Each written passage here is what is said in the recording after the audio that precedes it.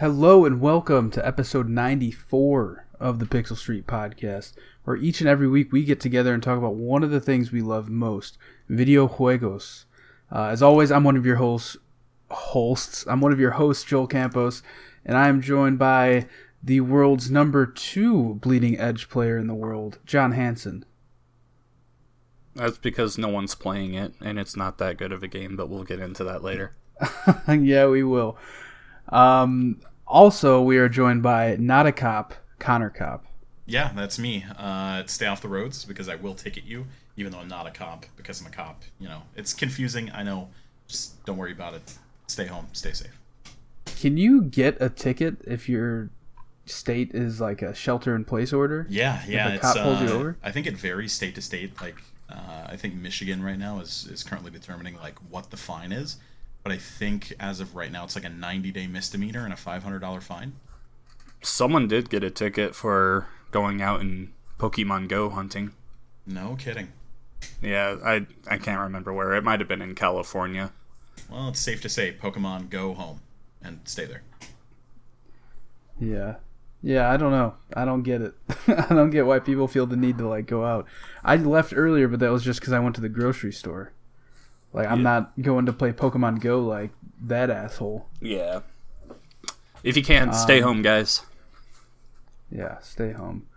But that's not what we're talking about this week. This week we're going to be talking about the Nintendo Direct Mini that came out today, March 26th.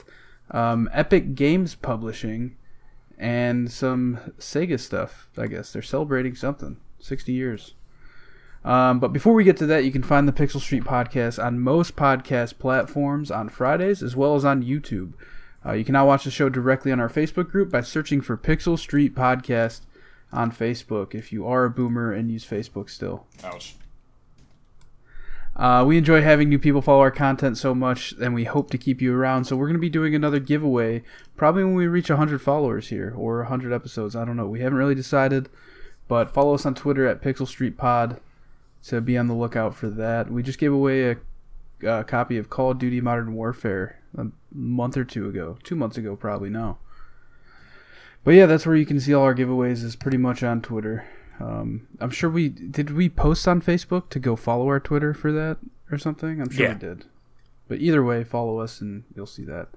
Let's take a look at the upcoming releases, I guess. In the next week. We just had 2 big ones. We had Animal Crossing and Doom come out last Friday. Yeah, we'll talk about that in a bit. Today, Control gets its first story expansion in the Foundation, which is really exciting. Yeah, I have to buy it again because I got it physically, and after I 100%ed it, I was like, okay, Remedy never puts out story expansions, so I'm just going to trade it in. And then, 2 days after I traded it in, they announced that they were doing story expansions.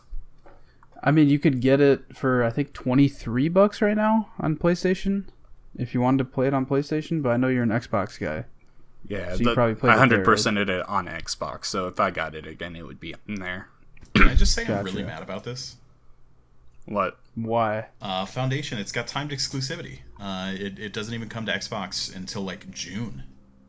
Oh, yeah, that's really? right. Yeah. I didn't even see that. Yeah, it's the only platform they're holding it back on.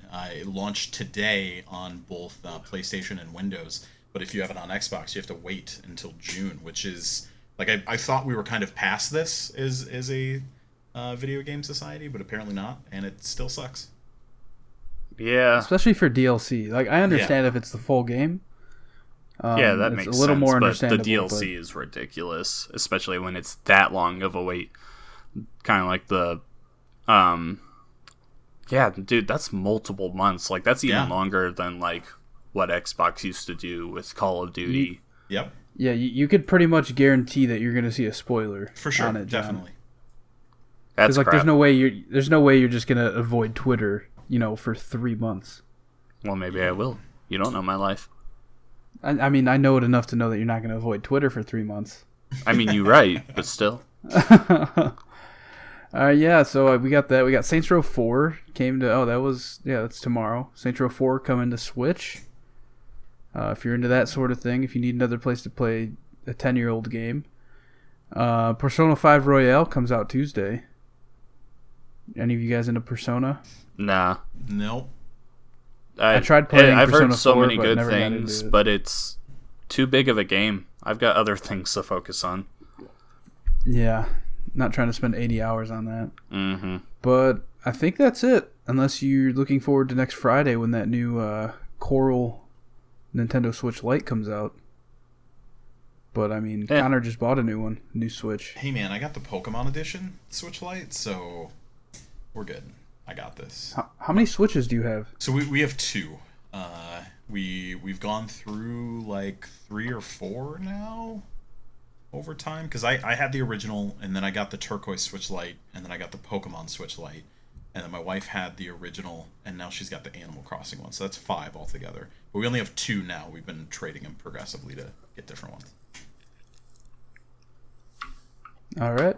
Is it ridiculous? That's a lot of switches Absolutely. to go through. Is it necessary? Absolutely. 100%. I wouldn't go that far. All right, but that kind of wraps up the new releases coming out. Let's get into what we've been playing. John, what have you been playing? So, first and foremost, I've been playing Doom Eternal. Like you said earlier, this came out last Friday, and man, is it everything I've been waiting for. This game is just excellent. It's I often say that a perfect example of a sequel is something that doesn't necessarily remake what the original did, but really builds on it and adds more to it, and that's just Doom Eternal to a T. So many more movement options. They've added in these platforming things. There's now ways to... You really need to focus on managing your resources, so like chainsawing enemies gives you more ammo, catching them on fire gives you more armor, and then glory kills, which are the ones that let you like go up and you just like put your hands in the guts of them and tear them apart. That gets you more health. Doom Eternal's fucking metal, man. And I love it. I've loved every second of it. This campaign is just absolutely great. I've been kind of taking it slow because while the game is very linear still, these missions are a lot longer than Doom 2016 was. It takes me probably about an hour to an hour and a half to beat one mission at a time. And I've been really enjoying it, so I've been going through the missions slowly, and I only do about one a day right now. I'm getting pretty close to the end, though. I think I'm right near the end if I'm not on the last mission. So, absolutely love it. It is great. Yeah, I actually played through the 2016 Doom over the weekend, and I enjoyed that a lot. But honestly, I was playing it, and I was like, I told my buddy, I was like, if you put this game in front of me and told me it was the new Doom, I would believe you, just because I don't know enough about the new game and the mechanics that changed, and it runs smooth enough and looks good enough to where I would think that it's a new game. But I enjoyed that a lot. So I don't know, maybe I'll end up getting Doom Eternal someday in the future when it's on sale or something. I have a few questions on Doom Eternal if you don't mind indulging me. Mm-hmm. So I love shooter games. Doom 2016, just for whatever reason, didn't grip me. I think that maybe I just played it at a time where I was already kind of burnt out on games anyway. But Doom Eternal makes me really not want to play it the more I hear about like all of the resource management that goes into it. Is it really that big of an aspect of the game? Because I don't want to play a game where I'm just constantly having to worry about like, oh, I need to kill this guy with this thing. And I understand like the puzzle aspect of it, but I kind of want that mindlessness, and it doesn't sound like this is very much of that. You will have that mindlessness until you need those resources, because almost every fight will come down to managing those resources in some way, whether because you do not have a lot of ammo, even when you're fully upgraded your ammo slots. That it runs out very fast, especially if you're using something like the super shotgun, which uses up double the ammo. It's a very big aspect of the game, so it might be something that you don't like.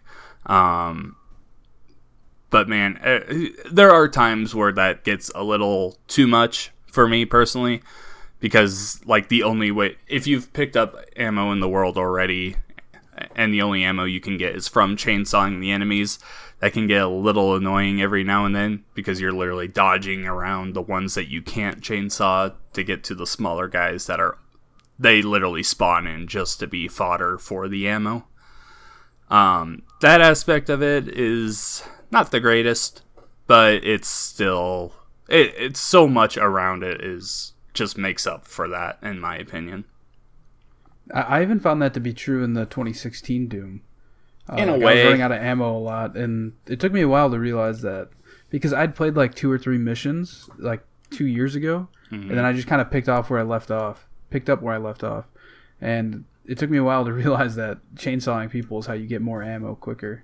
Yeah, it was definitely, they definitely started with it there, but they took it to another level in Doom Eternal. But yeah, I mean, there's just so much around it is good. The collectibles are still really fun to find. They've got a bunch of new enemies in there, which are really fun, and a lot of classics are coming back. One of my favorite things is they have an option in the game where you can set it to have the gun placed where like the original games were. You know how it was like directly in the middle of the screen pointing forward. You can set it to have that, so you're running around and it will bob like it used to back in the day. So it's just like playing a super HD version of the original games. It calls back to the past a ton. Really goes into Doom Guy's background and all that stuff. It's man, there's a lot to like here if you've been a fan of Doom at any point in your life. Yeah, I might have to check that out. Like I said, I played through the old one this weekend and I enjoyed it. So, all right, moving on. I guess I'll just talk about how me and John played Bleeding Edge. Probably go with Animal Crossing first. That's the bigger game. All right, fine. We'll talk about Animal Crossing. Me and Connor have both been playing. I played a lot of it, actually. So have I. I wasn't sure if I was going to get it, but I ended up getting it after talking to a lot of people about it. And I've been enjoying it. My girlfriend's literally laying on the bed playing right now. She was kind of cold on it at first, but she played like all night last night. So the one downside I'll say is that we only have one Switch, and we both have to live on the same island. Even though she has her own profile. And that's a huge downer because, like, if I, harvest all the fruits on the island, then she gets nothing when she goes to play later. Yeah, it's something that a lot of people have been complaining about to Nintendo, and I'm kind of half in, half out on it. Granted, I don't have the issue. Is my wife and I both have 2 separate Switches, but it does harken back to the original Animal Crossing on GameCube, that you were all on one set town. Everybody was like just houses in the same square and everything. But I feel like with how far they've brought the game, it makes it super limiting in terms of like progress and things that you can do for each player that's not the primary player, which is a huge bummer because really the core gameplay loop of Animal Crossing is like, go out, do all your chores for the day, pick all the weeds, take all the fruit from the trees, pick up seashells, go fishing, do this, do that. And when you're kind of sharing one island together, I feel like only one player kind of gets that experience, which is a huge bummer. I love the game. I think it's phenomenal. I've played a ton of it so far. My wife has been playing a ton of it too. We've got a couple friends we've been playing with and kind of trading recipes back and forth and different creatures and whatnot to try and fill out our museums, all that fun stuff. And it's absolutely phenomenal. But I agree, having on the same island or being stuck to the same island per system is kind of a bummer. I'm glad I don't have that issue. Yeah, it's really limiting because it feels like on any given day only one of us can progress at all. Yeah, well, and also like you say that even playing by yourself, you run out of stuff to do once you get to a certain point on each day so quickly that I think it's only going to be more frustrating for you going forward.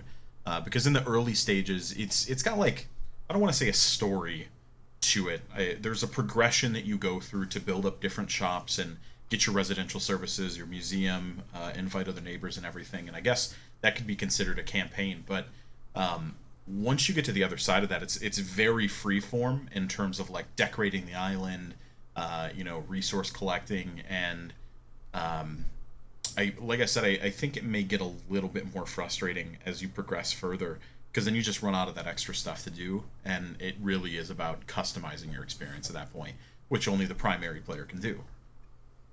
Yeah, I think mainly all I've done so far in terms of that campaign, what you could consider a campaign, is I built the museum's up, and I built the shop, and I think that's the last thing I did the other night. Okay. But that was it. And since then I haven't really played, so I don't have a bridge or anything yet.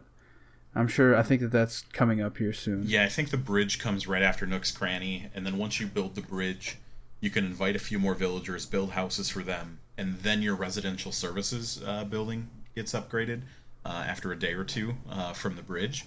A lot of people are time skipping to kind of go forward. Or is that something you guys are doing? You know what I'm talking about? No, I don't think I would do that. I know that there was a Kotaku article talking about how you can like duplicate items and stuff too. Yeah, they patched out the duplicate items with today's update that dropped. We'll talk a little bit more about during the direct portion, but a lot of people are advancing the clock on their system and kind of going to different days and whatnot, different seasons to collect and everything. I'm not. I'm just staying 1-to-1. Working through the days because I've got nothing but time now with being on quarantine. My wife has done some of the time hopping and stuff, and I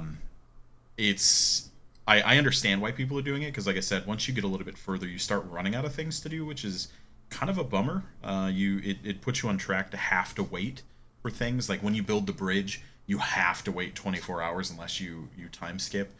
When you do residential services, you have to wait 2 days unless you time skip. Which is a little frustrating, but it's interesting to see a lot of people, like, some people are in the camp of like, yes, I time skip, it doesn't matter, and then other people are like, no, don't time skip, that's illegal, you should be shot or something. People take it really seriously. Yeah, I don't know. I'm kind of indifferent on the whole thing. I think I just want to play it the way it was meant to be played for now. Same. Yeah. But maybe once I beat that campaign, maybe my opinion will change on it so that it'll give me more stuff to do. But I don't know, I'm really enjoying it a lot more than I thought I would. I've never played an Animal Crossing before. This is the first time I've played one. And I'm enjoying it a lot, so. I think it's a phenomenal leisure game. It's very good. And I think I'm enjoying it a lot more being on quarantine because I can't go out and do things. And it's allowing me to kind of live vicariously through my my big-headed avatar in Animal Crossing. So that's kind of an added bonus, but I agree. This is by far the best Animal Crossing they've had in terms of just things you can do. The museum, if you've got the museum is gorgeous. The amount of detail they put in there. I've almost got all of my fossils complete at this point, and it's just super, super intricate and cool. And I love that because Animal Crossing seems like a game that should be surface deep. But there's so much more to it in terms of like collectability and completionist level collecting for the game. So yeah, it's really cool. I'm sure I'm going to talk a ton more about it. John and I will probably argue at all points of the day about Animal Crossing and Doom. But I mean, I think you won though, because didn't John buy it today? Did he? I bought it, but I haven't played it yet. But yeah, I bought it. I said I was going to. That's interesting. No, I want everything on Switch. Fair. I'll be interested to see what your thoughts are once you play a little bit of it. Have you played Animal Crossing before? No. No? Okay. Right on. No, I haven't. Just from the little bit I've seen of it, I mean, this is the perfect time for this game to come out, and it is 100% just cashing in on this opportunity. I mean, obviously Nintendo didn't plan for all this and everything, right. But it could not have come out at a more perfect Nintendo time. released coronavirus. Yeah, it was intentional. It's like already. I think it. what was the thing I saw? It in Japan, its release helped sell more Switches than the Switch did on its launch day or something like that. That's insane. Right? That's nuts. And then it's like also already like climbing up the best selling games on Switch and everything. Yeah, no, it's what everyone is talking about at the moment. From what I've seen, I've watched a couple gameplay videos of it. One channel that I like watching has streamed it a few times while on quarantine and everything, and I gotta say there are definitely downfalls to it just from the outside looking in. Obviously I haven't played it yet.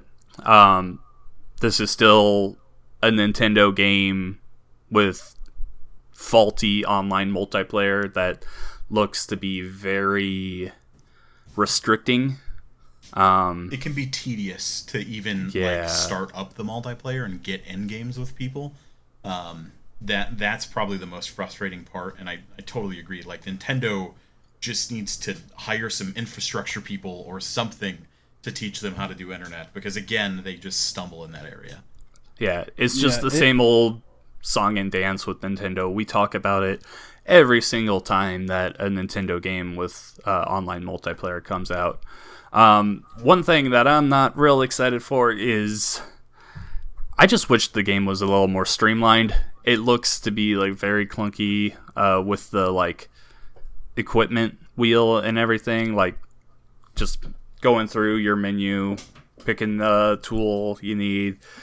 All right, open it up again, put it away. Like, it's probably not that big of a deal, and obviously I haven't played it yet, but like, one thing that I've been seeing in the videos I've seen is you have to do a lot of switching between tools, and I just wish that there was like a way to, like, you know how you have the vaulting pole to go over rivers and everything, like it would automatically come out. Yeah, like when you get up close to that, you press A and like a little menu would pop up. Do you want to fish or do you want to vault over this? Like, it seems to have a lot of stuff to just slow down the gameplay even more. There is, yes. I don't know. Can you guys tell me any more on that? Yeah, that's definitely there, because the number of times that I accidentally select something that I didn't mean to select or drop something that I didn't mean to drop is crazy. Now, to assuage a little bit of that, I don't know if you have it yet, Joel, but there is an equipment wheel that you can press up on the gamepad to get, but you have to buy it with Nook Miles. So it's not a lot. It isn't super expensive or anything, but that does kind of relieve a little bit of that clunkiness. And as you get a little deeper in the game, it does kind of start to expand and make those systems a little bit easier to deal with and give you some of those quick options. But I agree, there certainly is a little bit of artificial gameplay inflation going on with this title. But that's kind of the way Nintendo has always handled Animal Crossing. Is extending the experience by making you kind of handle a lot of tedium over time. Okay. Yeah, I'm excited to see what John thinks of it when he finally gets a chance to play. I'm assuming this weekend you'll play some of it, right? Yeah. I'll probably start it at some point tonight. I think it's one of those games that you can't really... It's kind of an impossible game to describe to somebody. And talk about to somebody that's never played an Animal Crossing game. It really is something that you have to play, and you either love it or you hate it, and there's really no in between. And until you've played it, I don't think that you can really understand what the hell an Animal Crossing is. Connor, I have a quick question for you. Go for it. Have you ever found a gold nugget in this game? Yes, yeah, I've found probably 5 or 6. Okay, because I found one. I don't know what to do with it. Do I just sell it? Yeah, so you can either sell it. They sell for 10 grand. Yeah, I saw that. Or there's a bunch of stuff you can craft with it later in the game as you unlock more DIY recipes. It's really up to you what you want to do with it. Personally, I sell them because they're, if I want something later down the line, then I'll just figure it out then and worry about it at that point. But yeah, people are already like figuring out the economy in terms of like what's the best stuff to get harvest. And to save up. Like tarantulas right now, they sell for $8 grand a piece. Which, yeah, I saw. I keep seeing a bunch of like Twitter videos of people like stockpiling tarantulas. Oh yes, yeah. Because once you get later in the game too, there's a chameleon that comes to your island called Flick, and if you sell him like triplicates of an item, he'll give you more money. And I think he pays like 12,000 a piece. But then if you go to like the random islands and whatnot, there you have a chance of getting a random island that has infinite tarantulas, and you can just fill your pockets with tarantulas and then sell them for loads of money. But the tarantulas, if you haven't encountered them yet, they will bite you, and if they bite you, you pass out. So you have to like handle it in a smart way to where they're not going to take you out before you can get to them. It's weird, it's in depth, it's wonky, but yeah, the game's good, real good. Yeah, stay tuned next week. I'm sure John's gonna have some opinions, whether they're good or bad. Who knows? Maybe he'll have deleted the game. Kind of like Bleeding Edge. John was on the verge of deleting it last night. I did. If you did or not? Oh, you did? Yeah. No. When I say I'm deleting a game because I don't like it, I mean it. Yeah, I don't know. I'm kind of, it's hit or miss with that game. The conclusion we came to when we were playing last night is that you're either steamrolling a team or you're getting steamrolled. There's no in between. Yeah, no, the game, I wanted to like Bleeding Edge. I really did, because it is similar in ways to Overwatch. Very colorful characters, all different heroes, very varying abilities and all that. But man, this game, so I've only played it a couple times. I streamed it once, I think the day it came out, and then you and me did a co-stream yesterday. And when I did my solo stream, I was like, oh, okay, this seems fine, but I'm not really having a good time playing it. Hopefully, playing with friends will be better. And then we had a full team yesterday, and the entire time I was playing, I was like, man, this just did not get any better. There's a very big reliance on staying together as a group and everything, and that's cool. I like games with that kind of teamwork mentality, but it's to the point where it's like, okay, if I just have one extra member, this fight's over. Takes up all of, there's like no skill in the game, really, I don't feel. You just run up, melee people, or if you have a ranged shooter, you have to get really close and shoot them. And then if your health gets low, use some abilities and run away. And that's the game, pretty much. It's not exciting. The controls feel clunky. I was complaining to Joel last night how in a game focused on melee, there isn't a button dedicated to blocking or parrying attacks. So it's literally just take damage or attack. I don't know. Maybe you felt better about it, but I was very let down by this game.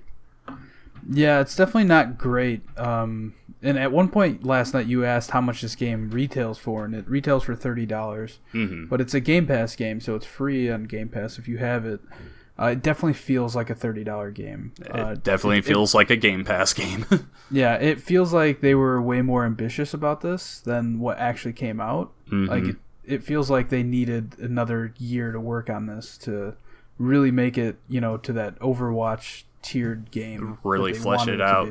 Yeah, there's only 2 modes in the game, and you can't even choose which one you want to play. Yeah, that's a huge downside, because I don't like one of the modes at all. There's a mode where you have to collect these power cells, and it's pretty much like the Dark Zone in Division, where you collect gear or whatever, power cells in this game, and then you go to the extraction zone once it's up and try and extract them, and it's just super frustrating the whole time. Whereas the other zone is like Conquest and Battlefield, or any game really has that type of game mode. But still, it's frustrating that you can't select between the two. It's just one playlist.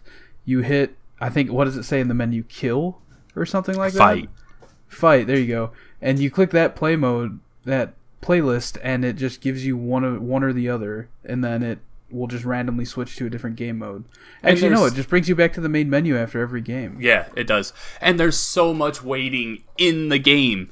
You get in, you do a fight, and the objectives are continuously turning off and on. So even the control mode, where you're taking control of objectives and everything, those things just turn off. So you're not always bringing in points.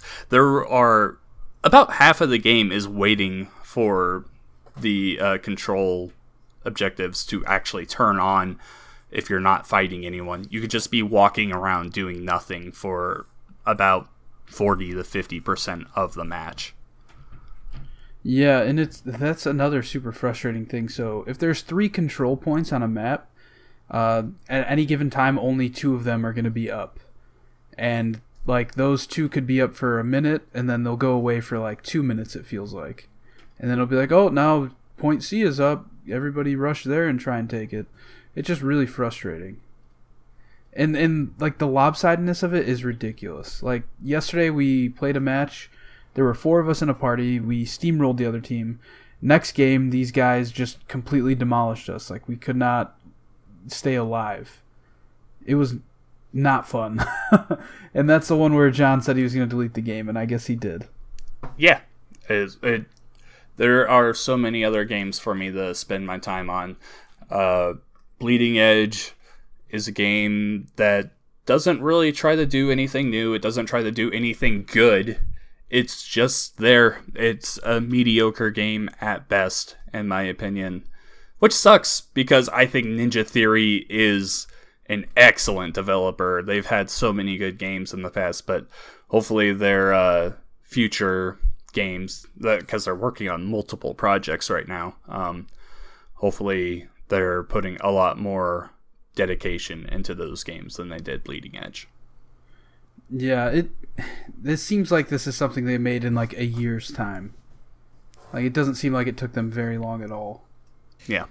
To come up with this. Yeah, but I've yeah, enough about Bleeding Edge Edge. of it myself, and I totally agree. It like the movement's clunky in a game where everything should be about the movement. The combat just does not feel good. John, you mentioned earlier the lack of any kind of like block or parry button. I think there is a parry mechanic, if I remember correctly, but if there is, they don't even mention it in the tutorial. Exactly, yeah. It's not talked about. I think it literally is on one of the other buttons, and it's all a timing thing. Like I want to say it's just your attack or something, where if you hit your basic attack in time to when they attack you, then you'll parry. But it's never talked about. It's never explained in any way, shape, or form. The maps aren't good. For the couple that I played, like they're too big. Oh, there's not a lot of maps. There's like 4 maps in total, I think. Yeah, and they're far too large for the movement speed that you have. Granted, you do have a bit of a vehicle, I suppose, in the hoverboard thing, but even but it like barely adds on any speed. Right, and you're honestly almost better getting around with some of the movement abilities that a few characters have. And that being said, like, the character abilities are barely interesting or effective. Like, and you're absolutely right. You're either dominating or being dominated. There really is no between. I never had a single game that I played where I felt like, there was any kind of contest going on. I jumped into my first match and just got my ass kicked, just straight out of the gate by people that were just walloping the living hell out of us. I think it ended up like 500 to 10 was the score. And I don't even understand how that works. Yeah, we won a game 600 to 2 before John got on. Jeez. Mm-hmm. That's just it honestly, it feels like a game that had some development time, and then maybe they were picked up or acquisitioned by Microsoft, and then just kind of put it on the back burner and stopped caring about it because I want to say Microsoft is like, just get this out. Right? Yeah. I want to say that they were working on this in the background when they got acquired, and then they're like, oh, now we can focus on this. I don't know, man. Whatever it is, I think it really, honestly, it should not be hitting a 1.0 release at this point. No. It needs to go back on the think tank for some time, because as it stands now, I see it dying in the first couple months. Absolutely. I did look up reviews on this, and it's getting when I looked yesterday, its user reviews on Metacritic are at like 6.9 or something like that. Only 2 major websites have critically reviewed it, which is very interesting for a game published by Microsoft. Yeah, that's the crazy part about it. Yeah, it doesn't seem to be getting like terrible reviews from players, which is cool. If you're having a good time with the game, awesome. I'm happy for you. But there's just so much there that is frustrating in my eyes and just makes it not a good experience. Yeah, I'm definitely going to give it another shot.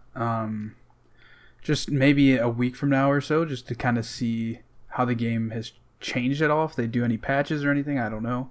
But I could easily see them not really supporting this game past like the next 6 months. If it really dies out like what Connor was saying might happen. All right, that does it for the games we've been playing this week. Let's get into the news. John, you want to take the first one? All right, so we got a surprise Nintendo Direct Mini released today. Well, kind of a surprise. It was leaked a while ago, but so many leaks have come from Nintendo this year about a Direct coming, and this is the first one we got. But, hey, regardless, we finally got a Direct in 2020! Yay!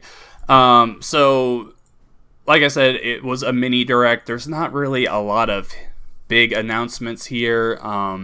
Most of this is stuff we already knew, or it's ports of games that have come out forever ago. Starting off, Xenoblade Chronicles Definitive Edition is coming out in May. This was one of those things leaked out a while ago, so it wasn't really a surprise. One of the things I'm super excited for is the BioShock Collection is coming in May as well to the Switch. This is one of my favorite franchises of all time, so I'm definitely gonna buy it and play through it for like the 4th time, 5th time, something like that. I've played through them a lot. But that's not the only 2K games coming. Borderlands The Handsome Collection is also coming, as well as XCOM 2. So if you're fans of those games, be excited. I'm a little disappointed that all 3 games are going for $50 on the Switch. It's a little steep in my opinion, but I mean, whatever. It'll go down at some point.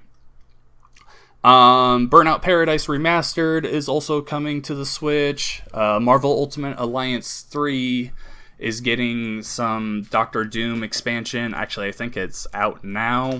Yeah, that came out today. Yeah, far too late in my opinion. That I enjoyed that game, but man, once you beat it, I had no desire to go back to it. They showed off Animal Crossing's Easter event that's coming up here in like a week or two. Ring Fit Adventure is getting some kind of music update for free, which seems pretty cool. They showed like someone working out to Jump Up Superstar, which is really exciting, and hopefully go ahead. Sorry, speaking of Ring Fit, I really wish that you were able to find those now. I got one on site. It would be so convenient.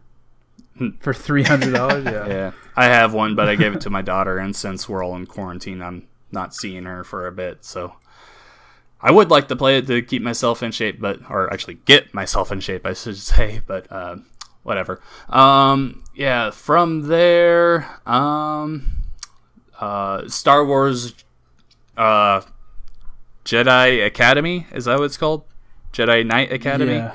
That is out on the Switch today, and also a bit of a tease that the best Star Wars racing game of all time is coming to the Switch in the future. It's Star Wars Episode 1 Pod Racer, I think is what it's called. I am legitimately really excited because I love that game as a kid. I just bought it for N64. You know how we were talking about Rush 2, and I just bought that. I bought it the same day. At the same, nice! Game That's awesome. I would really. I've been thinking for a bit actually of buying it myself because it's a pretty cheap game. Yeah, you could get it like with the box and everything for N64 for fairly cheap. Yeah. So I'm I'm very excited for that. I'm not even lying. There's a new Nintendo-made puzzle game that actually released today on the eShop. It's called Good Job. It looks like you're playing as some kind of like janitor or something, and you just like go around an office and do jobs that they give you. It seems pretty cool. I put it on my wish list and looked it up on the eShop. It's $20. So at some point in the future, I think I'm gonna buy it and give it a try. It's just after buying Animal Crossing this morning, I'm like, I don't need to buy another game. But it looks very interesting.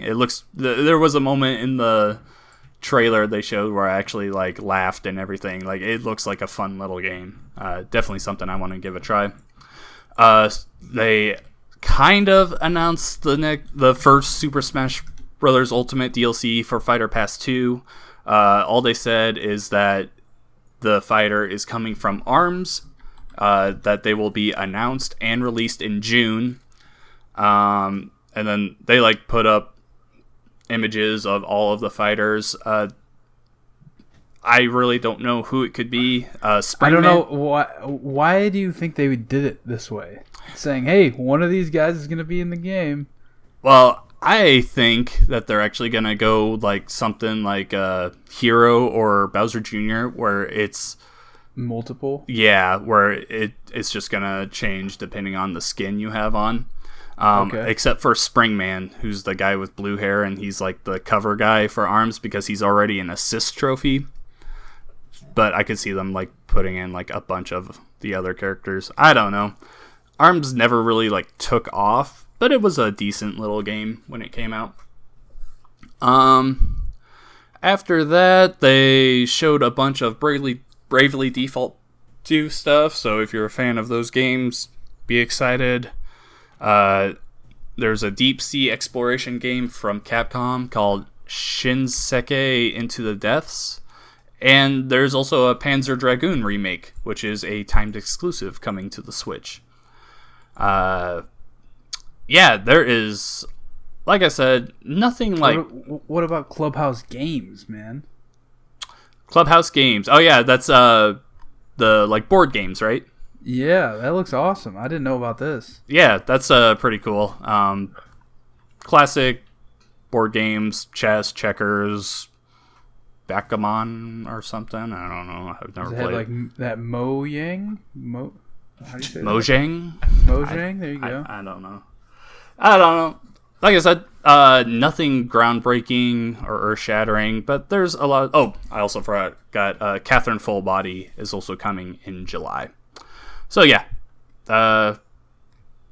maybe not like the breakout Nintendo Direct that everyone has been clamoring for like the entire year, but there was some good stuff in there. Some stuff I'm excited to give a try.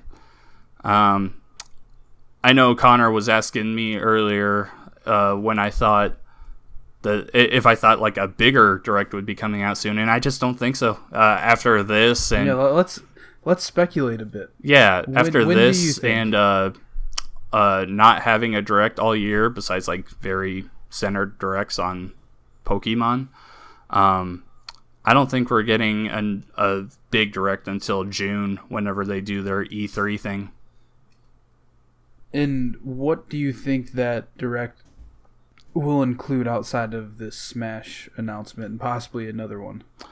So I think it will be that will be their chance to show off their big game for the fall, which I think and hope to God, I just want it so bad, will be Breath of the Wild 2, where they like go into it, really show what's new with the sequel, because we got that teaser forever ago. Okay, not forever ago. It was just last E3? It was last E3. But still, it feels too long ago. I want it. Well, Nintendo typically doesn't show things until they're not far off. So you got to figure there's no way they would have teased that if it's like 4 or 5 years out at this point. So I think this year Metroid Prime 4 would like a discussion with you. Well, that one got rebooted. So. Yeah, I think we see any other like smaller. Well, they're still big releases for Nintendo, but they're not as big as like Breath of the Wild 2. We could see another Mario sports game. I'm really hoping for a Mario baseball game, but I would be completely happy with Mario Golf or just anything Mario sports related. Yeah, there's definitely room for them to still do stuff. There was rumors a while ago of a couple more Wii U ports coming this year, so potentially like a Pikmin 3 or Super Mario 3D World. I would be really excited to play that game. Yeah, what do you guys think? I was going to say that an easy way, because it doesn't seem like they have much to talk about right now. No. And that's kind of why we had this mini direct. I was going to guess that we would get like a Wii Sports remastered or something. I think that would be really cool. It would kill, and I don't think it would be too hard for them to recreate. Absolutely. Like, they own all the rights to all that stuff. It's a simple enough game, or maybe they just make a new one. Who knows? But I think that would kill. It would sell so many copies. That would be really cool. I think I'm going to go out on a limb here and get a little weird. So I think. Ooh, let's get weird. Here's my bold prediction. Okay, I think a direct hits around midsummer, and I think they announce that a bunch of the Wii U Legend of Zeldas are coming to Switch. So like the Wind Waker remaster, whatever else they had. I think Twilight Princess was on there. Maybe we get Skyward Sword. That'd be kind of cool on the Switch. And then they follow that with a teaser of Breath 2 to be released March of next year. Okay. And the reason I think that is this year was the 3-year anniversary of the Switch.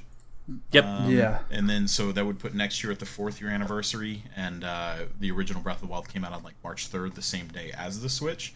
So I think it'd be a perfect opportunity, and that would extend the timeline a little bit from where we're looking at, but not super far out to where it's unbelievable.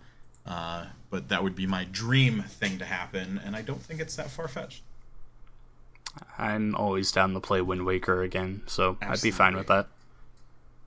All right, let's move on. But yeah, that Nintendo Direct Mini was a good surprise. Real quick, though. So Jason Schreier kind of called it out on Twitter. With these ported games that are coming to Switch, the cartridge size limitations on the Switch are really starting to become a problem on there.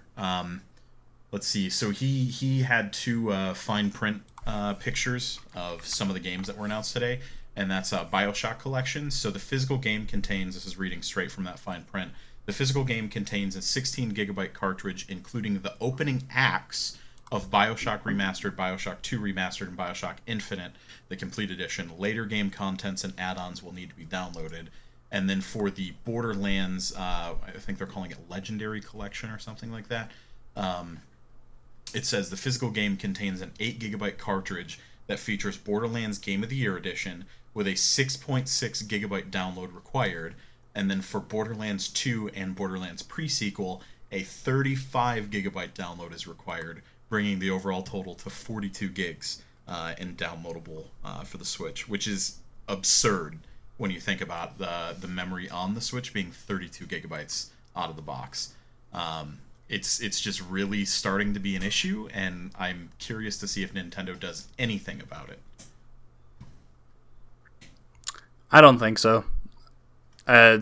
Really, the best thing for companies making these collections to do would be just to release them digitally. Right. Like some games in the past have done similar things. The Spyro Reignited trilogy, only the first game was on the cartridge. You had to download the other 2. So, I mean, it's definitely not anything new.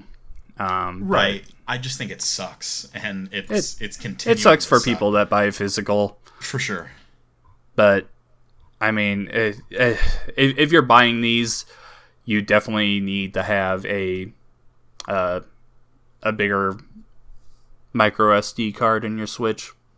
Yeah, I mean, it sucks for people that want to play them there and everything, but I don't know. Personally, I would just buy it digitally, but I'm a more digital person, so what can I say? Yeah, definitely concerning though going forward, with new games, new technology, all that. Mm-hmm. But yeah, let's move on. I'll take this one. This comes to us from Brian Shea at Game Informer. The headline says, Epic Games announces multi-platform publishing partnerships with studios behind Control, Limbo, and The Last Guardian. Epic Games has announced it will publish new titles by Remedy Entertainment, Playdead, and Gen Design as a part of a new multi-platform publishing initiative.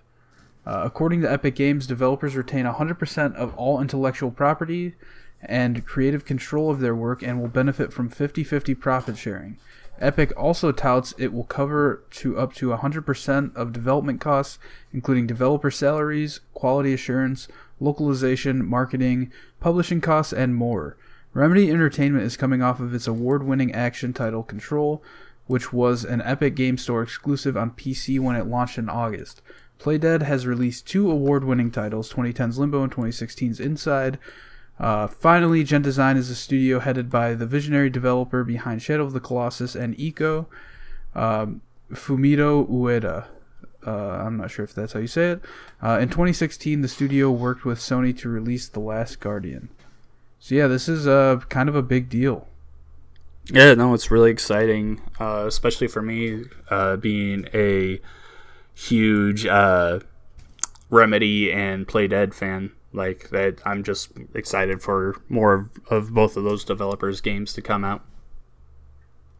Yeah, it's especially because they're going to get a 50-50 split. Do you think that they start, publishing more games?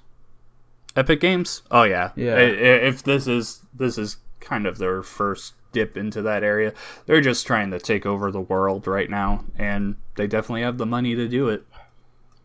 Yeah. So do you think that this then in turn means that, like, say Remedy comes out with a new game, do you think this takes away any possibility of it going to Steam after its like exclusivity window on Epic Game Store? Oh no, I think if they specifically said that it's multiple platforms, I think it comes everywhere. I think you continue to see a lot of timed exclusivity stuff with it, though, to be honest. Like, anything that sounds too good to be true generally is, and this sounds a little bit of that. Granted, like John said, Epic is flush with cash, and they can kind of do whatever they want at this point. And I'm always happy to see some kind of better program or deal happen for developers, as they're kind of generally the guys that are kind of shafted more so than anybody else when it comes to these deals. But that being said, I think that Epic certainly has to protect their own interests at some point. And I think you probably still see a lot of those year exclusive to Epic Game Store situations.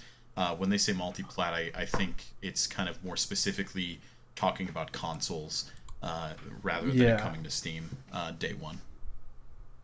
Yeah, that's kind of how I took it too. But yeah, that kind of concludes the news. Pretty light here. Let's go through some of the quick news here. Let's start off with Sega celebrates 60th anniversary with new timeline website. Connor, what do you think? I don't even know what this is. So yeah, I didn't even look too hard into this, to be honest. I'm looking at it right now, and it's just seriously like a timeline of Sega's history as a company. Really cool if you're into the background history of stuff. I'm scrolling through it right now, and it's just bullet points about like big happenings in the last 60 years of Sega. So, I guess my reaction for this being a quick news piece would be, what is Sega even doing anymore? I don't know. The first thing I saw was like Sonic Mania Genesis. 2. It's coming. I saw the Sega Genesis Classic, and it made me think, when are we going to get the N64 Classic? Please, yes, thank you. Yes, please. Or just moving on. 64 games on Switch. Microsoft giving away free Minecraft education content. I think this is awesome. John, what do you think? Really cool. There was a thing in... this actually might be that thing in Poland where the country is like really focusing on just teaching kids with Minecraft while everyone's in quarantine. Yeah, Connor, what do you think? Yeah, I think it's super cool. Minecraft is always an awesome game. They're doing a lot of cool stuff with it, and the more video games can be used as a learning platform, I think just elevates the industry as a whole. You saw a lot of that happen with the Assassin's Creed games with their Discovery Tour stuff. And I think just getting games accessible to anybody, regardless of how it's used, played, or iterated, is just super cool and fun to see. Yep, moving on. Plague Inc. introduces new mode focused on fighting pandemics. John. If you guys haven't played this game, play it. It's a lot of fun, unless you're really stressed out about the pandemic and everything right now. But this is really awesome stuff. Connor, have you played it? I've never played it. My gut reaction is, isn't it a little too late to fight this? I think we're in the middle of it. Well, the game originally is about creating a sickness that takes over the world, and you kill off the human population before doctors can create a cure. And so now you're going to save the human population. Yeah, because this game exploded around the world when coronavirus took off and everything, and it got banned in China and everything. So them putting out a new mode focused on this is pretty cool. Very timely of them. Fox to broadcast virtual NASCAR races using real drivers. I believe that was iRacing. Yeah. I saw a TikTok or something of it. Yeah. What do you guys think? It's professional NASCAR drivers and possibly other professional racers. I don't know. So are they... So, say it was... I don't know any NASCAR drivers, but say it was Jeff Gordon. Is he, literally just, sitting in, a room with, monitors in front of him racing? It's like those setups where they have, the steering wheel and the pedals and everything. That's interesting. Yeah, it's really cool stuff. Personally, I don't give a shit about NASCAR, but this is really awesome stuff for people that are fans of that, where they can literally still see their favorite guys drive cars in a circle. Like the NBA, the Phoenix Suns, they were recently trying to play games as the schedule was going on in NBA 2K20, which is cool and everything. That's a little fun PR and all that, but at the end of the day, it's just guys playing basketball. These guys would be much better on the floor doing it themselves. So this is really cool. Yeah, I agree. Connor, what do you think? All sports are esports. That's at least the way it's shaking out. I got a weird anecdote. I was talking to my cousin about his dad, who does some gambling with DraftKings and stuff. And because there's no sports going on right now whatsoever to bet on, they've started taking bets on League of Legends and stuff like that. So he's been betting on esports games. It's super weird, but honestly kind of cool. I'm into it. A little side note, if anyone knows who Joe Buck is, he's a pretty big MLB and NFL commentator, play-by-play guy. And I saw this week on Twitter that he's so bored in quarantine that he's asking people to send him videos of them doing whatever, and he'll do play-by-plays of them.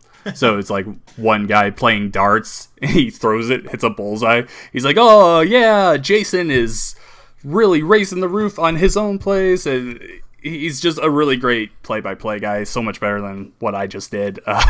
Check it out if you're interested in seeing some pretty funny content.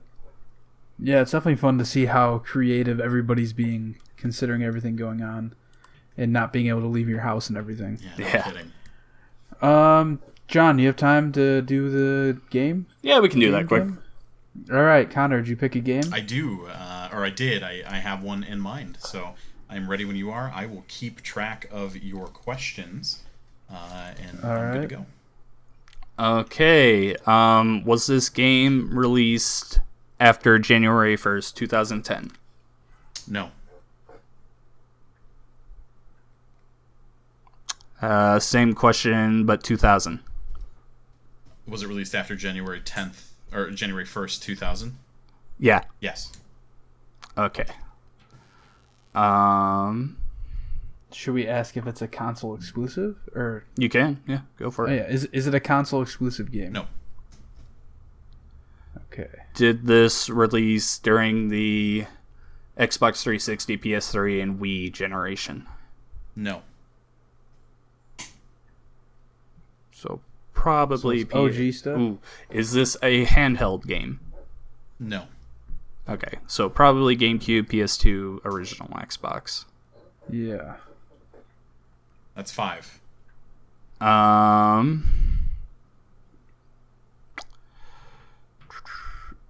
Is this a platforming game?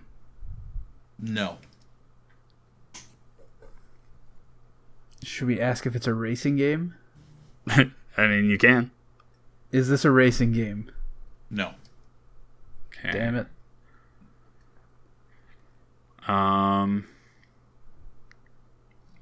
Is this game in a series? What do you mean by series? Like, did it have games before it or after it released? No. Okay, so it's a one-off. Was it... was this game popular? Like, was it liked? My gut reaction is yes, but let me check the reception at the time. Okay. Yes, yeah. Pretty critically acclaimed. Huh.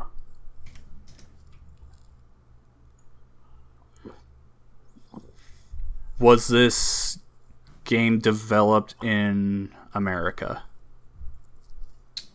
Yes. That's 10. You're halfway. Alright. We really need to, like... Alright, we know, like, the time. We really need to nail down, like, what kind of genre? game it is. Yeah, so to recap a couple, it was during the era of PlayStation 2, Xbox, GameCube, that era. You know that it wasn't console exclusive. You know that it was kind of a one-off. And you know that it wasn't a racing game and it wasn't a platformer. Was this a shooting game? Yes. And it's a one-off, so it's not like a Medal of Honor. Yeah, no, that's what I was thinking too. Or a SOCOM or anything like that. Yeah.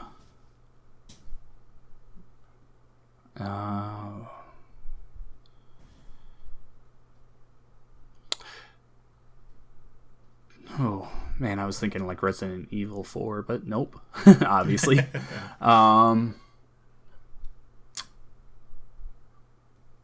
One-off shooter. Is it... I don't know. Maybe Should we ask in if it's America... tied to any franchises? Like, I know, like, The Matrix made a video game once called Enter the Matrix. That was a shooter. Before you ask that, you might want to ask if it's a licensed game. Yeah, is it a licensed game? Yes. It is. Okay.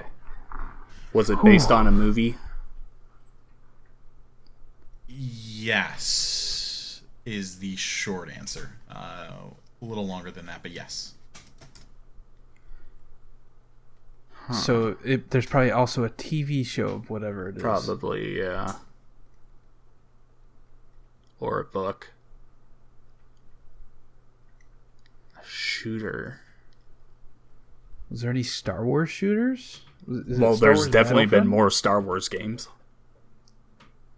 Yeah, I guess.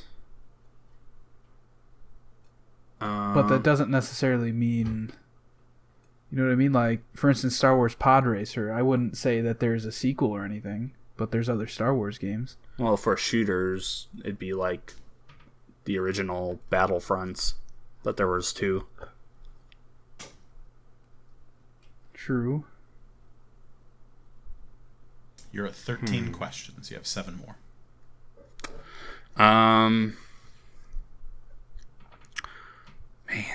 made in America, shooter, GameCube, PS2, Xbox. Just trying to think of what shooters I played.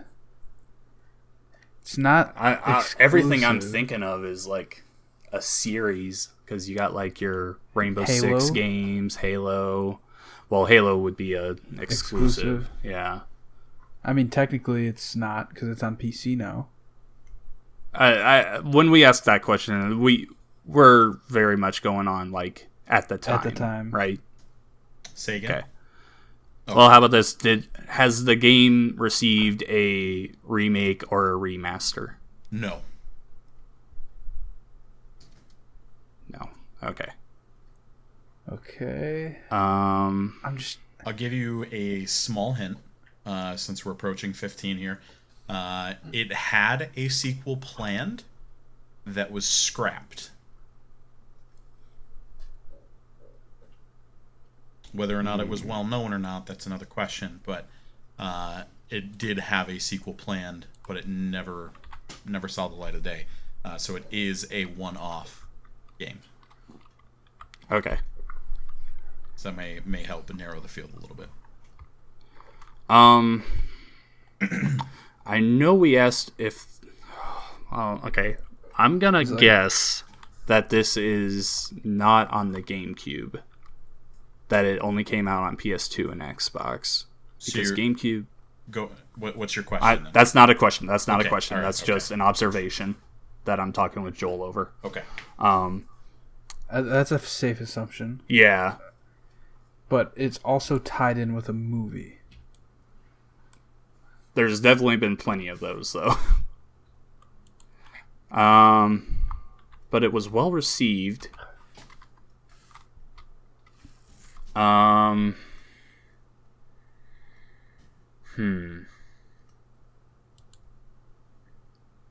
have 6 more questions.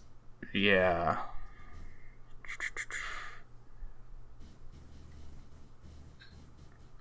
I'll give you a second hint after you ask question 18 if you don't have it by then. All right.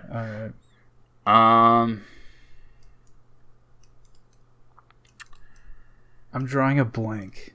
Yeah, everything I'm thinking of is in a series. Shooters.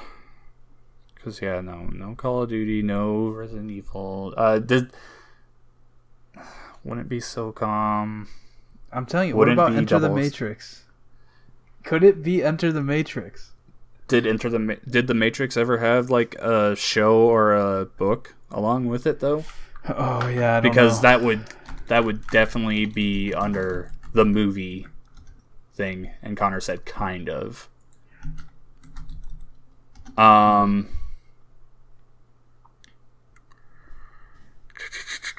I can't believe this one is this hard for you guys. To be honest. Really? It's not.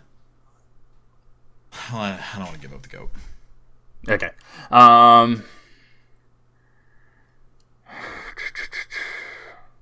to think. Movies, early 2000s. Made in America.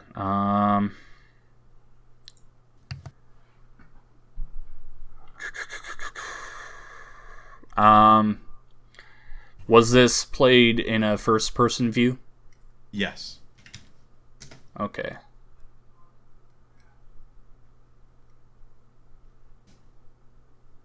So a first-person shooter. That's not Call of Duty. God damn it. Get out of my head. I keep thinking Medal of Honor just because I feel like Medal of Honor and Call of Duty are the ones that just keep popping in my head. Did not receive a remaster.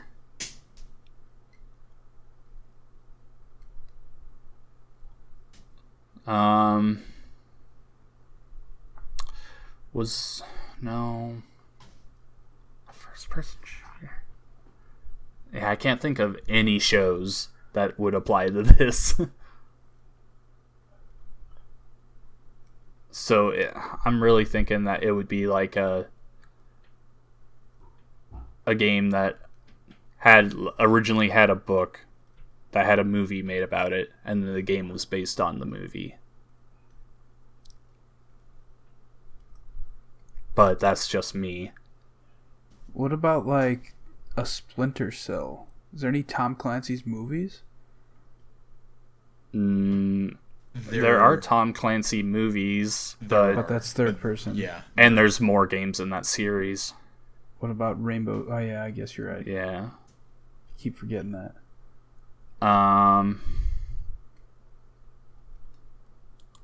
Let's see. At this point, we just need to like throw out some. Okay, it was licensed. Just need to continue narrowing it down. Yeah. So I'll recap while you think for a second. I'll recap some of the stuff we've answered. So it is a first-person shooter. It is based on a. It's kind of based on movies, but it is also other media as well. And it is on around the generation of GameCube, PlayStation, Xbox. After 2000, before 2010. For that, it is a one-off. It had a sequel in development that never saw the light of day and was canceled. And it was critically well received. And it's first person. Did Star Trek have any games around that time? I have no idea. I have no idea either. And if they did, I don't think they would be well received. At least I would have known about them.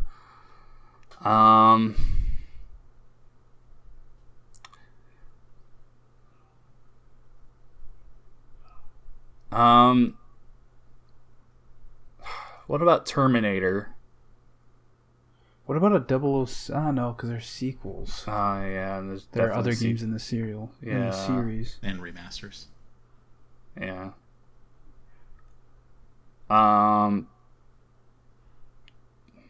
You got 5 more questions. I'll give you another hint after 3.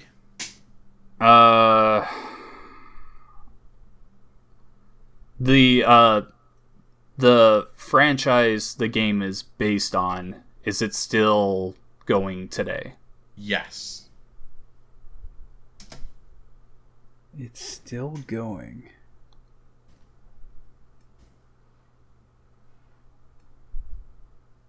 So something that's current, but was current back then as well.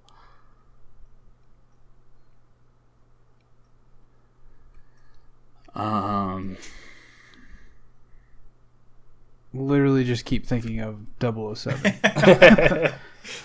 Shooters.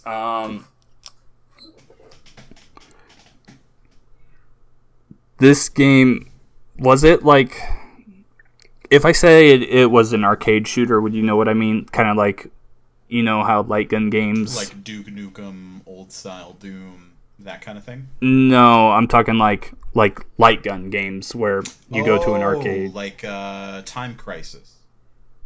Yeah, something like that. Is it like that? Is that your question? Yeah. No. Okay. So, I don't want to waste another question, but we're going to assume that it's a traditional first-person shooter. After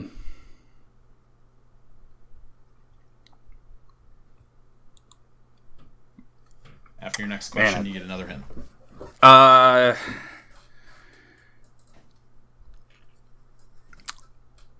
Man, I don't know. Was this published by Activision? No. All right. I'm going to give you a hint. All right. There are other games using this franchise. Okay, so there are other games using this IP or franchise.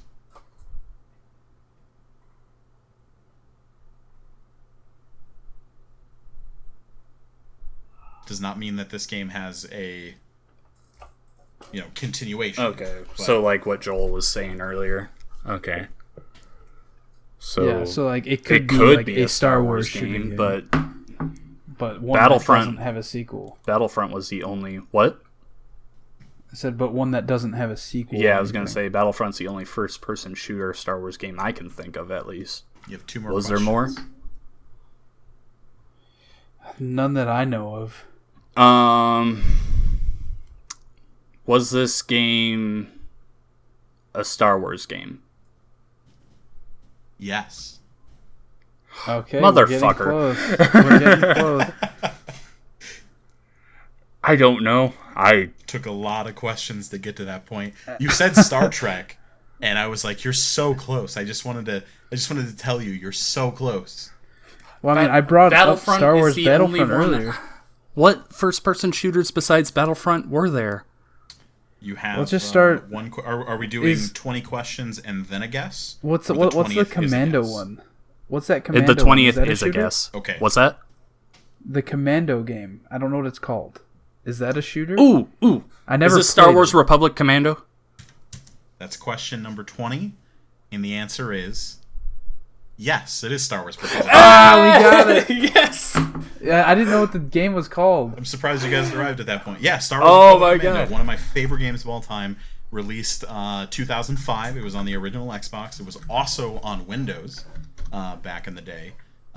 It had a sequel that was planned for it called Imperial Commando that never really got past concept art. And it was published and produced by LucasArts in the States shortly before, a few years before, the whole Disney thing happened. This would have been 2005, so I think 3-4 years ahead of time on that. So, but yeah, Star Wars Republic Commando, one of my favorite games of all time. Super good if you haven't played it.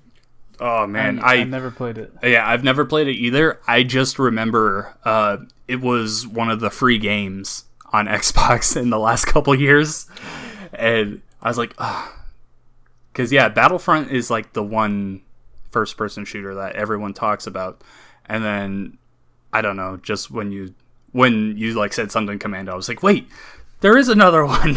Yeah, Republic I'm watching Commando gameplay, and it looks like Halo. It was super gritty and kind of visceral for the time.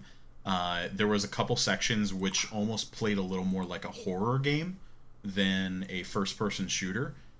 It was actually very revolutionary at the time for its AI that it used in the game, as all of your squad mates were commandable. You could tell them where to go to take up cover at specific spots. It was almost like a tactics game in a first-person shooter package, and it was super gritty. But it also it did a lot of cool things in terms of, like, I think it was one of the earlier games to allow like the AI to come revive you if you were downed, and kind of help you back up through then. So you were kind of playing as the full squad.